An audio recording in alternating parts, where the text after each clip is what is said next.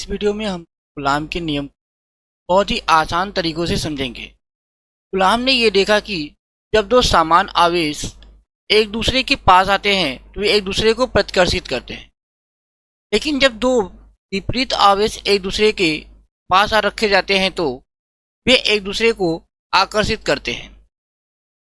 ठीक है, कूलाम ने ये भी देखा जब आवेश पहले आवेश से आप कह सकते हो Q1 आवेश को बढ़ाते हैं तो क्या होता है, बल का मान भी बढ़ता है।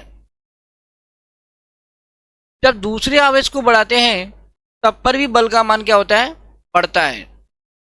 लेकिन जब दो आवेशों के बीच की दूरी को बढ़ाते हैं तो उनके दूरी के वर्ग के साथ बढ़ने के साथ साथ के बल का मान क्या होता है, घटता है। इन परीक्षणों के बाद में कूलाम ने क्या किया, कुछ समीकरण दिए। इसमें उन्होंने ये बताया कि बल Q1 आवेश के क्या होगा, अनुक्रमानुपाती होगा।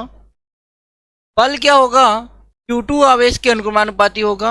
और बल क्या होगा, दोनों आवेशों के बीच की दूरी के वर्ग के व्युत्क्रमानुपाती होगा।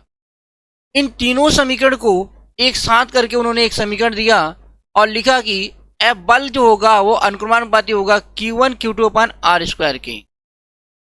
ठीक है, और इसके अनुक्रमानुपाती चिन्ह को हटाकर वहां पे एक कांस्टेंट यानी एक नियतांक को रखा और उस समीकरण को लिखा F बराबर K Q1 Q2 अपान R स्क्वायर, जहाँ K है क्या, अनुपातिक नियतांक है, अनुपातिक नियतांक है। इस K का मान होता है 1/4 पाई एप्सिलॉन नॉट।